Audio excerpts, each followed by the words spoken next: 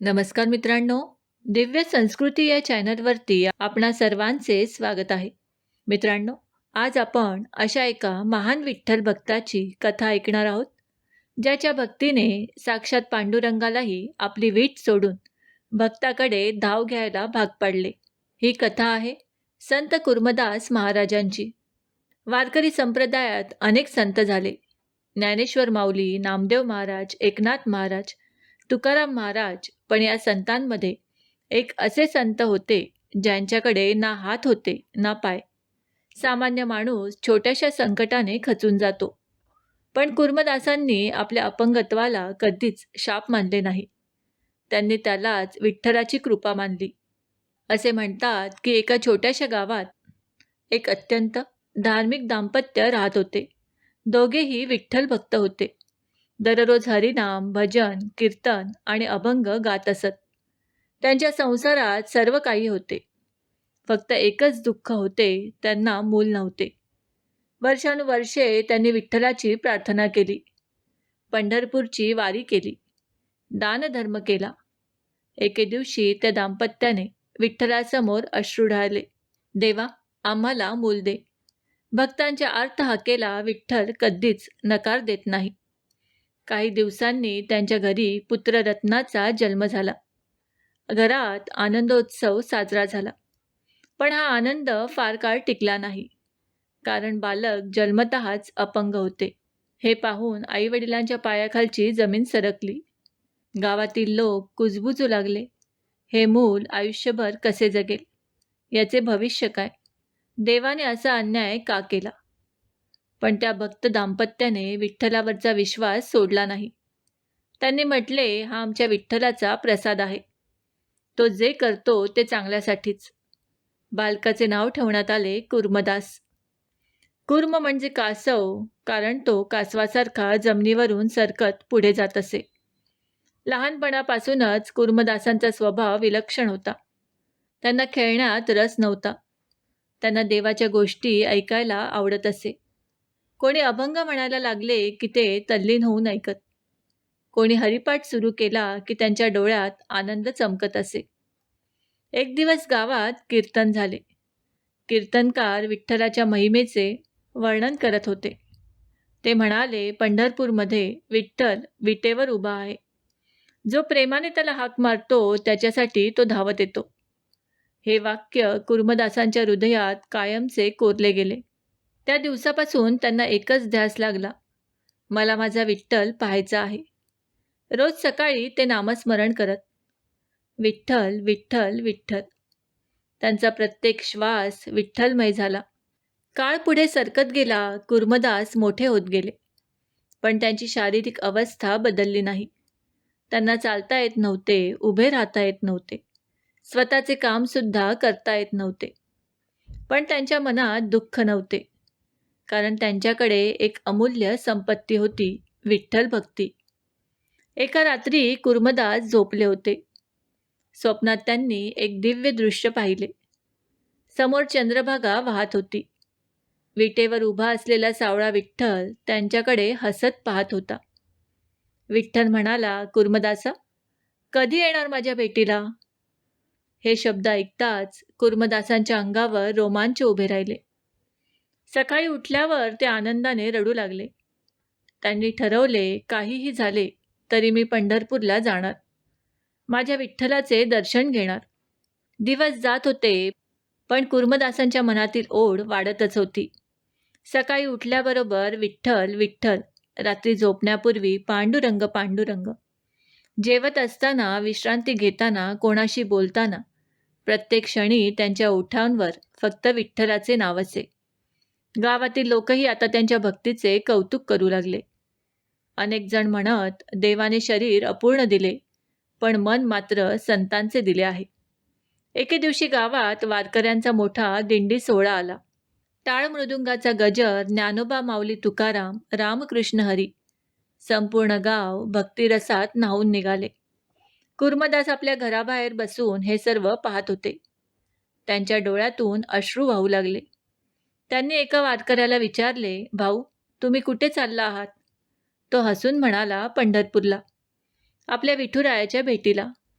हे ऐकताच कुर्मदासाचे हृदय भरून आले. ते म्हणाले, मलाही यायचे आहे. क्षणभर शांतता पसरली. वारकरी त्यांच्या शरीराकडे पाहत राहिले. त्यांना समजत नव्हते काय बोलावे. त्यातील एक वृद्ध वारकरी प्रेमाने म्हणाला, बाळा, आमच्यासोबत न्यायला आम्हालाही आनंदच होईल. पण हा प्रवास खूप कठीण आहे. शेकडो किलोमीटर चालावे लागते. तुला खूप त्रास होईल. कुर्मदास हसले. त्रास शरीराला होईल, माझ्या मनाला नाही. माझे मन तर आधीच पंढरीत पोचले आहे. हे शब्द ऐकून अनेक वारकऱ्यांच्या डोळ्यात पाणी आले. त्या रात्री कुर्मदासांनी आपल्या आईवडिलांशी बोलायचे ठरवले. ते म्हणाले, आई, मला पंढरपूरला जायचे आहे. आईच्या हातातून पाण्याचा लोटा खाली पडला. ती घाबरून म्हणाली, बाळा, हे कसं शक्य आहे? तुला चालताही येत नाही. वडीलही म्हणाले, बाळा, रस्ता खूप लांब आहे. दगड, काटे, ऊन, पाऊस हे सर्व तू कसे सहन करशील? कुर्मदास शांतपणे म्हणाले, माझ्यासाठी रस्ता कठीण नाही. माझा विठ्ठल माझ्यासोबत असेल. आईच्या डोळ्यातून अश्रू वाहू लागले. ती म्हणाली, देवाला इथेच नमस्कार कर. तो सर्वत्र आहे. कुर्मदास प्रेमाने उत्तरले, आई, देव सर्वत्र आहे हे खरं. पण जसं लेकराला आईच्या कुशीत यावंसं वाटतं, तसंच मला माझ्या विठ्ठलाच्या विटेजवळ जायचे आहे. हे ऐकून आई निशब्द झाली. दुसऱ्या दिवशी सकाळी कुर्मदासांनी विठ्ठलाचे नाम घेतले. घरातील तुळशीला नमस्कार केला. आईवडिलांच्या पाया पडले. आईने त्यांच्या कपाळावर कुंकू लावले. डोळ्यात अश्रू होते. ती म्हणाली, विठ्ठल तुझे रक्षण करो. वडिलांनी त्यांच्या डोक्यावर हात ठेवला. जा बाळा, तुझी भक्तीच तुझी ताकद असेल. कुर्मदासांनी दोन्ही हातांच्या आधाराने पोट जमिनीवर टेकवत हळूहळू पुढे सरकायला सुरुवात केली. 1, 2, 3 प्रत्येक इंच पुढे जाण्यासाठी प्रचंड मेहनत लागत होती. गावातील लोक घराबाहेर आले. कोणी हसत होते, कोणी आश्चर्याने पाहत होते. कोणी म्हणाले, हा वेडा झाला आहे. तर काही म्हणाले, याला कोणी थांबवा.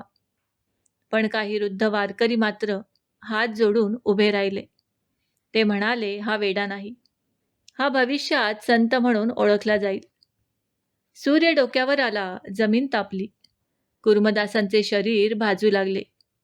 पोटाला जखमा झाल्या, हातांना रक्त येऊ लागले. तरीही त्यांच्या ओठांवर फक्त एकच मंत्र होता, विठ्ठल, विठ्ठल, विठ्ठल. रस्त्यात एक श्रीमंत व्यापारी भेटला. त्याने कुर्मदासांना पाहिले आणि विचारले, कुठे चाललात? पंढरपूर. व्यापारी हसला. अरे, तुला तिथे पोचायला वर्ष लागेल. कुर्मदास म्हणाले, लागू दे. माझ्या विठ्ठलाची भेट मिळणार असेल तर अनेक जन्मही कमी आहेत. व्यापारी थक्क झाला. त्याने कुर्मदासांना अन्न आणि पाणी दिले. कुर्मदास म्हणाले, हे मी खात नाही. हा विठ्ठलाचा प्रसाद आहे. पुढे जाताना अनेक लोक भेटत गेले. कोणी पाणी दिले, कोणी फळे दिली, कोणी जखमांवर औषध लावले. कुर्मदास प्रत्येकाला म्हणत, तुम्ही नाही, माझा विठ्ठल माझी सेवा करत आहे. असे अनेक दिवस गेले. रोज काही अंतर, रोज नवीन संकट, पण रोज वाढणारी भक्ती. स्वर्गातून देवताही हे दृश्य पाहत होत्या. नारद मुनी म्हणाले, प्रभो, असा भक्त पृथ्वीवर क्वचित जन्माला येतो. विठ्ठल मंद स्मित करत सर्व पाहत होता. त्याच्या डोळ्यातही प्रेम दाटून आले होते. तो मनात म्हणाला, कुर्मदासा, तू माझ्याकडे येतो आहेस, पण वेळ आली तर मीही तुझ्याकडे धावत येईन. आणि याच क्षणापासून एक अद्भुत लीलेची सुरुवात झाली. दिवसामागून दिवस जात होते. प्रत्येक दिवस नव्या संकटांनी भरलेला होता. रस्त्यावर मोठमोठे दगड, काटेरी झुडपे, खडतर चढ, उन्हाचा प्रचंड तडाखा, हे सर्व सहन करत कुर्मदास हळूहळू पुढे सरकत होते. त्यांच्या छातीवर आणि पोटावर खोल जखमा झाल्या होत्या. त्या जखमांमधून रक्त वाहत होते. माती आणि धूळ त्या जखमांवर चिकटत होती. वेदना असह्य होत्या, परंतु त्यांच्या मुखातून एकही तक्रार नव्हती. फक्त एकच जप, विठ्ठल, विठ्ठल, विठ्ठल. एका दुपारी सूर्य इतका प्रखर होता की पक्षीसुद्धा सावलीत लपले होते. कुर्मदासांना तहान लागली. घसा कोरडा पडला. आजूबाजूला कुठेही पाण्याचा थेंब नव्हता. ते थांबले, आकाशाकडे पाहिले, डोळे मिटले आणि म्हणाले, पांडुरंगा, आज माझी परीक्षा आहे का? असेल तर मी तयार आहे. माझे शरीर थकले, पण माझी भक्ती कधीच थकणार नाही. इतक्यात एक वृद्ध माणूस हातात माठ घेऊन तिथे आला. तो प्रेमाने म्हणाला, बाळा, पाणी पिऊन घे. कुर्मदासांनी दोन्ही डोळ्यांनी त्याच्याकडे पाहिले. त्यांनी पाणी घेतले. घोटभर पाणी पिताच त्यांना विलक्षण समाधान मिळाले. ते म्हणाले, बाबा, तुम्ही कोण? वृद्ध फक्त हसला. रस्त्याने जाणारा एक प्रवासी. इतके बोलून तो निघून गेला. कुर्मदासांनी मागे वळून पाहिले, पण तो वृद्ध कुठेच दिसत नव्हता. क्षणभर त्यांच्या मनात विचार आला, हा साधा माणूस नव्हता. माझा विठ्ठलच माझी तहान भागवायला आला होता का? त्यांच्या डोळ्यातून आनंदाश्रू वाहू लागले. पुढे एका घनदाट जंगलातून त्यांना जावे लागले. रात्र झाली. चहूबाजूंनी जनावरांचे आवाज येत होते. लांडग्याचे ओरडणे, घुबडांचा आवाज, झाडांची सळसळ. सामान्य माणूस घाबरून गेला असता. पण कुर्मदासांनी डोळे मिटले आणि अभंग म्हणू लागले. सुंदर ते ध्यान उभे विटेवरी, करकटावरी ठेवून या. त्यांचा मधुर आवाज जंगलभर घुमू लागला. असे म्हणतात, त्या रात्री कोणतेही हिंस्र जनावर त्यांच्याजवळ आले नाही. जणू संपूर्ण जंगलावर विठ्ठलाचे संरक्षण होते. दुसऱ्या दिवशी सकाळी काही वारकरी त्या मार्गाने जात होते. त्यांनी कुर्मदासांना पाहिले. त्यांच्या शरीरावरील जखमा पाहून ते हळहळले. एक वारकरी म्हणाला, महाराज, आता पुरे करा. परत चला. देवाला तुमची भावना समजली आहे. कुर्मदास हसले. ते म्हणाले, मी अर्ध्यावरून कसा परत जाऊ? ज्याने मला बोलावले आहे त्याची भेट घेतल्याशिवाय मी थांबणार नाही. वारकरी म्हणाले, आम्ही तुम्हाला उचलून नेतो. कुर्मदासांनी नम्रपणे नकार दिला. नको, माझ्या विठ्ठलापर्यंतचा प्रत्येक इंच मी स्वतः पार करीन. ही माझी सेवा आहे. हे ऐकून सर्व वारकऱ्यांनी त्यांच्या चरणी नमस्कार केला. रोज संध्याकाळी कुर्मदास एखाद्या झाडाखाली विश्रांती घेत. भूक लागली तर जे मिळेल ते प्रसाद समजून खात. नाही मिळाले तर उपाशी झोपत. पण नामस्मरण कधी थांबत नव्हते. एकदा सलग 2 दिवस त्यांना काहीच अन्न मिळाले नाही. शरीर अशक्त झाले. डोळ्यांसमोर अंधारी येऊ लागली. ते जमिनीवरच पडले. हळू आवाजात म्हणाले, विठ्ठला, जर माझा शेवट इथेच होणार असेल तर शेवटच्या श्वासात तुझे नाव असू दे. इतक्यात एक वारकरी स्त्री तिथे आली. तिने भाकरी, ताक आणि थोडी भाजी त्यांच्यासमोर ठेवली. ती म्हणाली, महाराज, प्रसाद घ्या. कुर्मदासांनी डोळे भरून तिच्याकडे पाहिले. अन्न ग्रहण केले. थोड्याच वेळात त्यांनी वर पाहिले. ती स्त्रीही कुठेच दिसत नव्हती. कुर्मदासांच्या मनात पुन्हा तोच विचार आला. हा माझा विठ्ठलच होता. कधी वृद्ध बनून, कधी माऊली बनून माझी सेवा करत आहे. त्या रात्री पंढरपूरच्या मंदिरात रखुमाईने विठ्ठलाला विचारले, नाथ, तुमचे लक्ष आजकाल सारखे पृथ्वीवरच असते. काय पाहत आहात? विठ्ठल हसून म्हणाला, रखुमाई, माझा एक भक्त पोटावर रांगत माझ्याकडे येतो आहे. त्याच्या प्रत्येक जखमेची वेदना मला जाणवते. रखुमाईच्या डोळ्यातही अश्रू आले. ती म्हणाली, मग त्याला इथे येण्याची वाट का पाहताय? तुम्हीच त्याला भेटायला जा. विठ्ठल शांतपणे म्हणाला, अजून त्याच्या भक्तीची परीक्षा पूर्ण झालेली नाही. पण तो क्षण आता दूर नाही. दिवस पुढे सरकत होते. आता कुर्मदास पंढरपूरच्या अधिक जवळ पोचत होते. त्यांच्या शरीरात शक्ती उरली नव्हती, पण त्यांच्या अंतःकरणात भक्तीचा महासागर उसळत होता. आणि त्या भक्तीनेच स्वतः पांडुरंगाचे हृदय वितळायला सुरुवात झाली. कुर्मदासांना आता पंढरपूर अगदी जवळ आल्याचे जाणवत होते. रस्त्यात भेटणारे वारकरी सांगत होते, महाराज, अजून काही कोस अंतर आहे. हे ऐकताच त्यांच्या डोळ्यात आनंद अश्रू आले. ते मनात म्हणाले, विठ्ठला, आता मी तुझ्या दारात येतो आहे. आता माझा प्रत्येक श्वास फक्त तुझ्यासाठी आहे. पण जितके पंढरपूर जवळ येत होते तितकी शरीराची शक्ती कमी होत होती. छातीच्या जखमा खोल झाल्या होत्या. पोटाची कातडी अक्षरशः सोलली गेली होती. हातांमधून रक्त वाहत होते. तरीही ते थांबत नव्हते. त्यांच्या ओठांवर फक्त एकच मंत्र होता, रामकृष्ण हरी, विठ्ठल विठ्ठल. त्या दिवशी आषाढ महिन्याचा एक सुंदर सकाळचा दिवस होता. रस्त्यावर हजारो वारकरी पंढरीकडे चालले होते.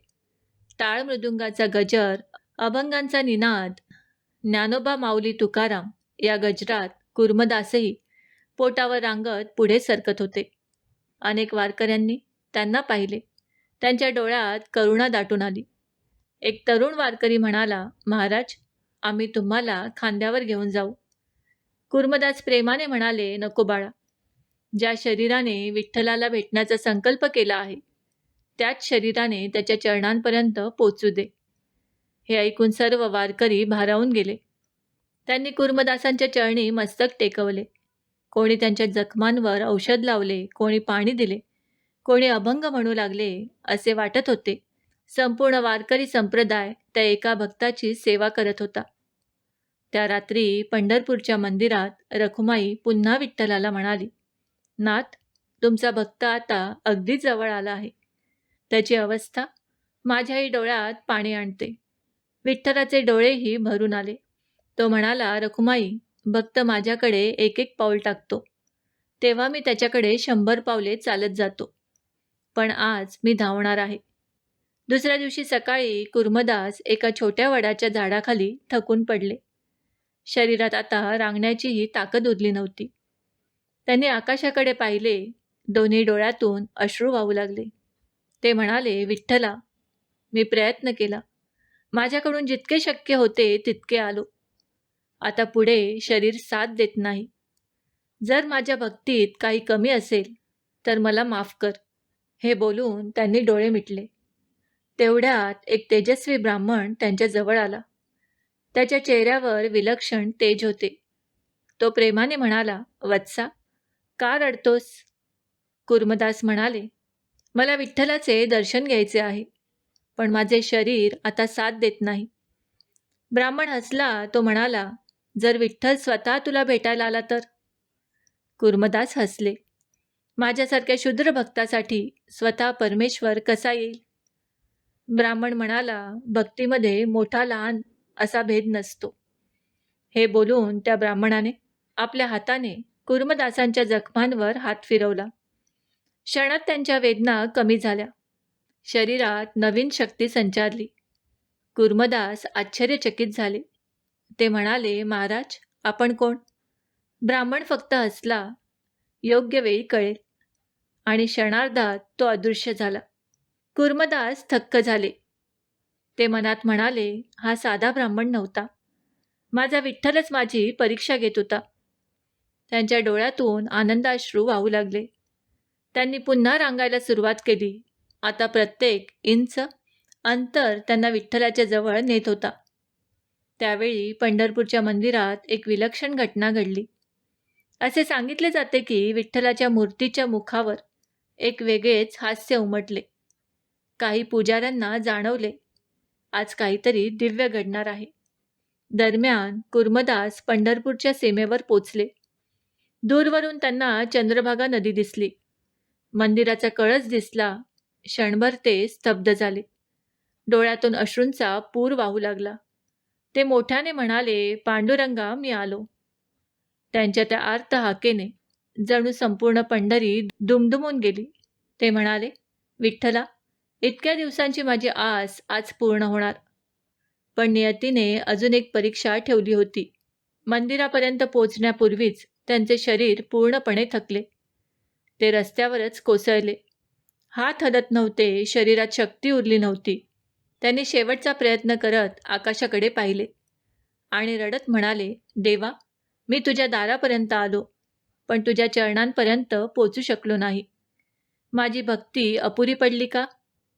त्यांच्या त्या आर्त हाकेत इतकी वेदना होती की जणू संपूर्ण पंढरी शांत झाली. त्याच क्षणी पंढरपूरच्या मंदिरात एक अद्भुत घटना घडली. विठ्ठलाच्या गळ्यातील तुळशीची माळ हलू लागली. मंदिरात दिव्य सुगंध दरवळला. घंटा कोणाच्याही स्पर्शाशिवाय वाजू लागल्या. पुजारी आश्चर्यचकित झाले. रखुमाईने विठ्ठलाकडे पाहिले. ती प्रेमाने म्हणाली, नाथ, तुमचा भक्त तुम्हाला हाक मारतो आहे. विठ्ठलाच्या डोळ्यात अश्रू आले. तो म्हणाला, रुक्माई, आता मी थांबू शकत नाही. माझा भक्त माझ्यापर्यंत येऊ शकला नाही, तर मीच त्याच्याकडे जातो. असे म्हणत विठ्ठलाने आपल्या विटेवरून पाऊल खाली ठेवले. संपूर्ण वैकुंठात आनंदाची लहर पसरली. देव, ऋषी, गंधर्व, नारद सर्वजण आश्चर्याने पाहत होते, कारण भक्तासाठी भगवान स्वतः धावत निघाले होते. रस्त्यावर पडलेल्या कुर्मदासांना अचानक कोणीतरी प्रेमाने हाक मारली. कुर्मदासा, त्याने हळूहळू डोळे उघडले. समोर सावळा, सुंदर, पिवळे पितांबर नेसलेला, गळ्यात वैजंती माळ, हात कटीवर, डोळ्यात अपरंपार प्रेम, स्वतः पांडुरंग विठ्ठल उभा होता. कुर्मदास काही क्षण बोलूच शकले नाहीत.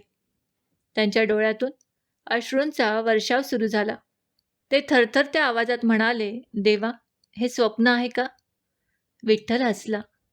तो म्हणाला, नाही कुर्मदासा, ही तुझ्या भक्तीची कमाई आहे. कुर्मदास रडत म्हणाले, प्रभू, मी तुमच्यापर्यंत येऊ शकलो नाही. विठ्ठल प्रेमाने म्हणाला, अरे वेड्या, तू प्रत्येक क्षणी माझ्याजवळच होतास. तुझ्या प्रत्येक जखमेवर मला वेदना होत होत्या. तुझ्या प्रत्येक अश्रूचा मला स्पर्श होत होता. तू एक पाऊल पुढे आलास आणि मी 100 पावले तुझ्याकडे आलो. कुर्मदासांनी विचारले, मग वाटेत मला भेटलेला तो वृद्ध, ती अन्न देणारी माऊली आणि तो तेजस्वी ब्राह्मण? विठ्ठल हसला. तो म्हणाला, ते सर्व मीच होतो. तुला तहान लागली तेव्हा मी पाणी बनवून आलो. तुला भूक लागली तेव्हा प्रसाद बनवून आलो. तू थकलास तेव्हा आधार बनून आलो. कारण माझ्या भक्ताला मी कधीच एकटा सोडत नाही. हे ऐकताच कुर्मदासांनी रडत विठ्ठलाच्या चरणांवर मस्तक ठेवले. त्या क्षणी जणू काळ थांबला. आकाशातून पुष्पवृष्टी सुरू झाली. देवतांनी जय जय विठ्ठलचा घोष केला. नारद मुनी वीणा वाजवू लागले. वारकरी नतमस्तक झाले.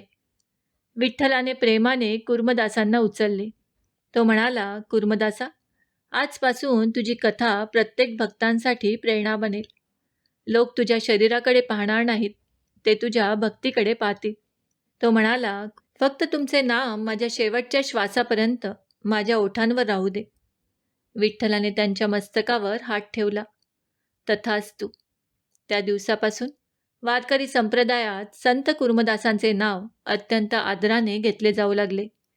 त्यांची कथा प्रत्येक वारकऱ्याला शिकवते, देवाला शरीराचे सौंदर्य नको असते, मनातील शुद्ध भक्ती हवी असते. ज्याच्या अंतःकरणात निस्सीम श्रद्धा असते, त्याच्यासाठी देव कोणतेही अंतर पार करतो. मित्रांनो, ही कथा आपल्याला शिकवते, संकटे कितीही मोठी असली तरी भक्ती सोडू नका. विठ्ठलावर संपूर्ण विश्वास ठेवा. प्रत्येक संकटात देव आपल्या सोबत असतो, जरी तो दिसत नसला तरी. खरी भक्ती देवाला भक्ताकडे धावत येण्यास भाग पाडते.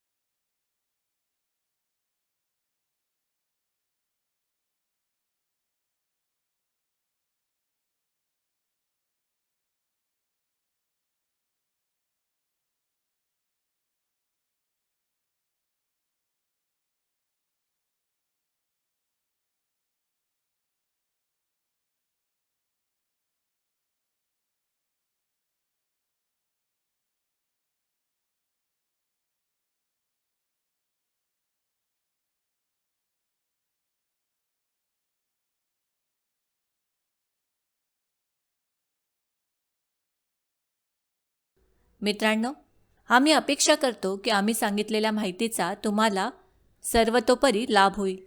माहिती आवडली असल्यास ही माहिती तुम्ही मित्रपरिवाराबरोबर शेअर करा.